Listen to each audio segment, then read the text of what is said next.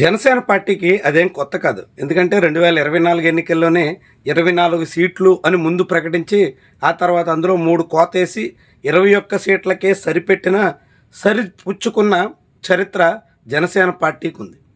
ఇప్పుడు తాజాగా కొణిదెల నాగబాబు ఆయన ఒక మాట మాట్లాడడం, ఆ తర్వాత ఆ మాట మార్చడం చాలా అలవాటున్న నాయకుడు. అలాంటి జనసేన పార్టీ జనరల్ సెక్రటరీ నిన్న ప్రకటించిన మాటని మళ్ళీ కొన్ని గంటలు గడిచేటప్పటికే అలా కాదు అని చెప్పాల్సిన పరిస్థితి వచ్చేసింది.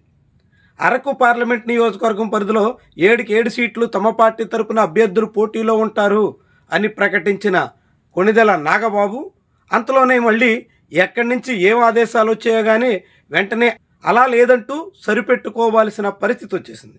జనసేన ఇలా వచ్చామని చెప్పి మొత్తం ప్రోగ్రామ్ అంతా చెప్పిన తర్వాత ఒక క్వశ్చన్కి ఒక ఆన్సర్ ఇచ్చాను. జనసేన ఎక్కడెక్కడ పోటీ చేస్తుంటే అన్ని చోట్ల పోటీ చేస్తుంది. జనసేన పార్లమెంట్ స్థాయిలో అన్ని చోట్ల పోటీ చేస్తుంది. ఫర్ ఎగ్జాంపుల్ అని చెప్పి నా ఒక నియోజకవర్గం స్థాయి నుంచి మన మండల స్థాయి, గ్రామ స్థాయి అన్ని చోట్ల ఎంపీటీసీలు గాను, జెడ్పీటీసీలు గాను అన్ని చోట్ల పోటీ చేస్తుంది అనే చెప్పాను తప్ప అన్ని చోట్ల మేమే పోటీ చేస్తాం అన్ని నియోజకవర్గాలు నేను చెప్పలా. ఒకవేళ అలాంటిది ఏదన్నా వచ్చుంటే నా ఉద్దేశం ఇది తప్ప అది కాదు. ఇది నాగబాబు మాటలు. ఎందుకు ఇలా మాట మార్చాల్సి వస్తుంది? జనసేన పార్టీ ఎందుకు ఇలా పరిమితం అయిపోతుంది? తమ బలం చాలా ఎక్కువ అని ఊహించుకుని తీరా ఎక్కడి నుంచో ఆదేశాలు వచ్చిన తర్వాత లేదు మాది ఇంతే అని చెప్పే పరిస్థితికి ఎందుకు దిగజారుతుంది? చాలా ఆసక్తికరమైనటువంటి విషయం. రాష్ట్ర వ్యాప్తంగా జనసేన పార్టీ నిర్మాణ ఏర్పాట్లలో ఉంది. అన్ని నియోజకవర్గాల నుంచి పార్టీ కార్యకర్తల నుంచి అప్లికేషన్లు తీసుకుంటుంది. పార్టీ కమిటీలు వేస్తాం అంటూ ఇప్పుడు జిల్లాల వారీగా సమావేశాలు నిర్వహిస్తుంది. ఆ సమావేశాల కోసం అంటూ పలువురు నేతలకి బాధ్యతలు అప్పగించింది. ఆ బాధ్యతల్లో భాగంగానే కొణిదెల నాగబాబు పాడేరు వెళ్ళారు. అరకు పార్లమెంట్ సీటు పరిధిలో ఉన్నటువంటి 7 అసెంబ్లీ స్థానాలకు సంబంధించిన జనసేన పార్టీ నేతలతో ఆయన భేటీ అయ్యారు.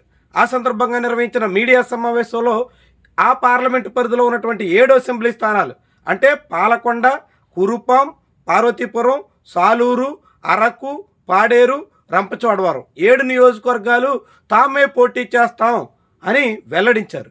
నిజానికి ప్రస్తుతం పాలకొండలో మాత్రమే జనసేన పార్టీ ప్రాతినిధ్యం వహిస్తుంది. మళ్ళీ వచ్చే ఎన్నికల నాటికి ఆ సీటు ఉంటుందో ఊడుతుందో ఎవరికి అంతులేనటువంటి అంశం. ఇలాంటి తరుణంలో ఒకటి కాదు మిగిలిన 6 సీట్లు కూడా మేమే రంగంలో ఉంటాం అని నాగబాబు చేసినటువంటి ప్రకటన తీవ్రంగా కలకాలం రేపినట్టుగా చెప్పాల్సి ఉంటుంది. ఎందుకంటే ఆ 6 సీట్లలో 4 చోట్ల తెలుగుదేశం పార్టీ ఎమ్మెల్యేలు ప్రాతినిధ్యం వహిస్తున్నారు.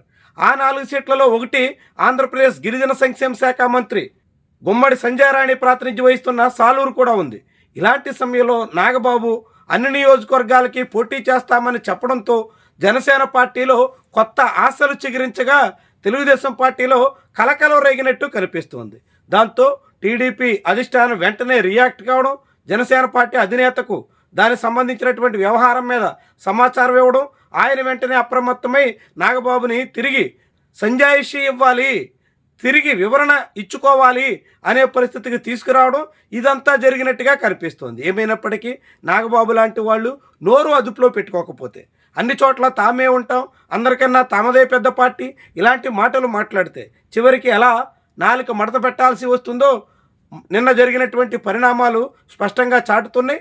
ఆ పార్టీ అధిష్టానం తెలుగుదేశం పార్టీ కృపా కటాక్షాల మీద ఆధారపడి సాగాలనేటువంటి ఆలోచనతో ఉన్నప్పుడు సొంతంగా బలపడదామని, అన్ని సీట్లకు పోటీ చేద్దామని, తమ బలాన్ని చాటుకుందామని ఇలాంటి ప్రయత్నాలు చేయడం తగదు అనేటువంటి విషయం నాగబాబు ఎపిసోడ్ ద్వారా మరోసారి రుజువైంది.